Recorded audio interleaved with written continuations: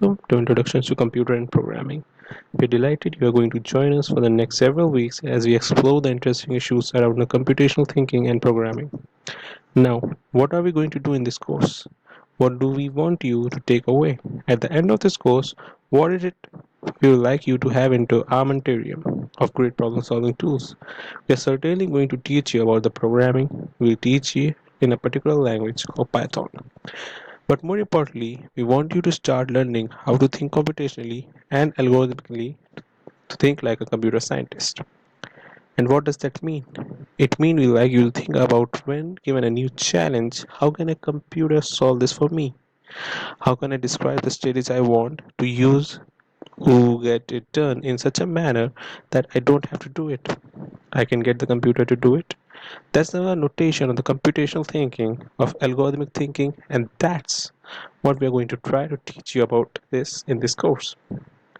Now, that means you really want the computer to do the work for you. It is going to be your servant, and that means you need to think about how to get it to do you, how to get it to do the things you want it to. To do that, we are going to cover a range of topics, and we'll see all of these across the next several weeks. We want the computer to compute something for us, infer some new knowledge for us. That means we want to think about how we do represent the knowledge, and we will do that in a particular things inside the machine called data structures. The Python data structures are lists, tuples, dictionaries, and we will talk about it in the later weeks. We want it to infer a new information or define information, and we are going to see that the standard tools for making that happen. These things, or the things called iteration and recursion. Recursion you might have heard if you are from the computer part, and not, then not a problem. We'll teach it. And we'll come back to those over the next several lectures. A big part of what we want to do inside the computer is to have it be able to deal with the things in a manner that we can see and understand. And that says we are going to use the notion of abstraction to capture the element and then treat them as they were primitives and rescue them. Oh, sorry, reuse them.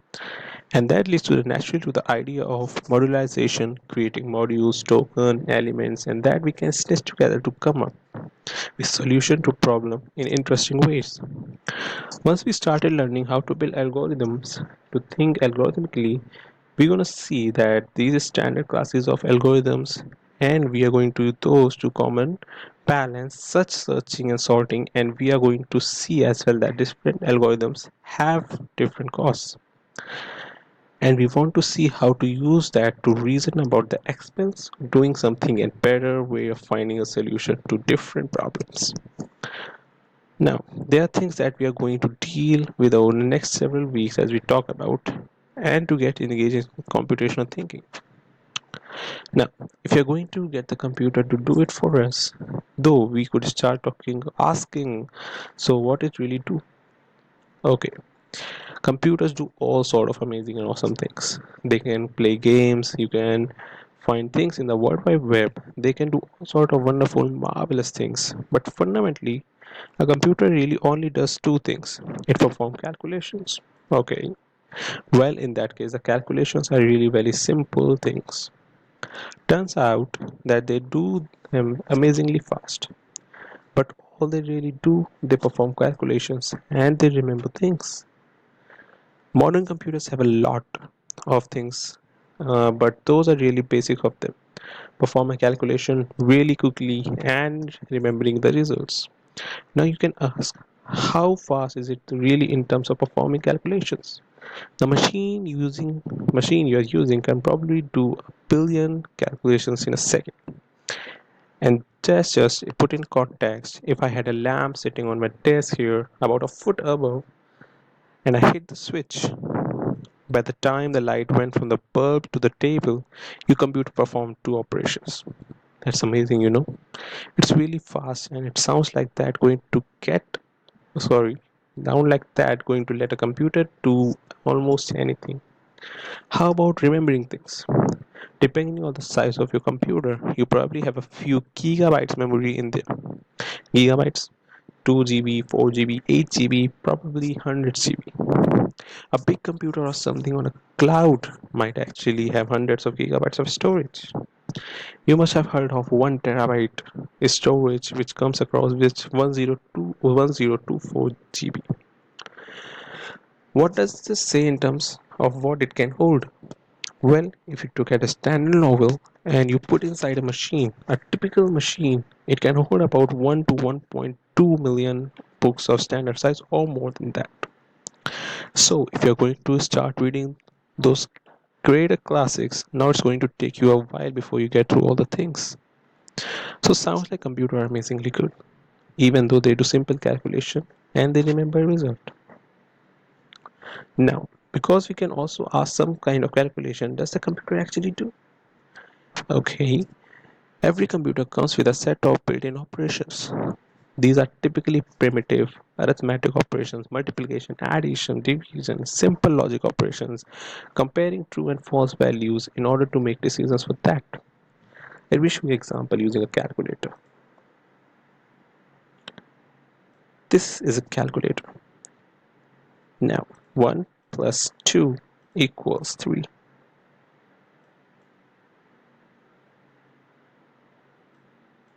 Sorry, my bad. It's not working as I want it to be. My mouse gonna stuck somewhere. But let's continue to our lecture. Now, uh, and oh, sorry. There are two types. They are typically primitive arithmetic or operations, multiplication, addition, division, and simple logic operations. So, if that's all we had, that's going to be a real pain. And so, what we want to do in this course is to figure out how to define new calculations, new operations, things we create and give to the computer, so that it can abstract them, encapsulate them, and treat them if they are primitives. But to start with, a computer simply performs a lot of these calculations. So simple primitive calculations very quickly. It might be. If that's the case, we really don't have to do a lot of them in computation. And I want you to give a couple examples to show you why when we speed the modern computers. Sorry, why even with the speed of the modern computers, you need to be able to think carefully, cleverly, and algorithmically. Here are two obvious examples of things you might actually like to do. You want to find a piece of information on a web, some thing you do every day with a search engine. You might to play chess, or you have to, or have your computer play. Suppose you want to search the web. How could it do it for you? We're using simple calculations. Okay, here's a little computation. There are about 45 billion pages right now. According to my knowledge, there may be more on the World Wide Web. On average, there are about 100 words per page, and for the sake of argument, let's assume if we want to find a word on page, if some word like chess or Python or anything computer, it's going to take about 10 operations to try and find out whether the word is on the page or not. 10 operations, I'm saying it's just an average value. We'll see later on how we got it down to about 10 operations. That says if I'm going to use just brute force, try and search everything on the web to see if I can find them I'm looking for, it's only going to take about 5.2 days to find something. You probably don't want to wait that long. So even with a very fast machine, the simple calculation is not going to be enough. How about playing a chess? An expert will tell you that about on average 35 moves per for every sitting on the transport until you get the end of game. Suppose you want to look ahead 6 moves in order to try to decide what you want to do in order to beat your opponent. That says you got about 1.8 billion bolts that you need to check. And if it's going to take you, for example, 100 operations for every choice, it's going to take about nearly about 30 minutes to decide each move, but approximately 29 point something minutes. But it's too slow. For every move you have to think about 30 minutes. All is simply a way of saying that even with the fast computers, we need cleverness, we need algorithmic thinking to take those simple computations and turn them into something more powerful. And that's a So good algorithm design is going to be crucial and is one of the skills you are going to need learn through this course. What about storage?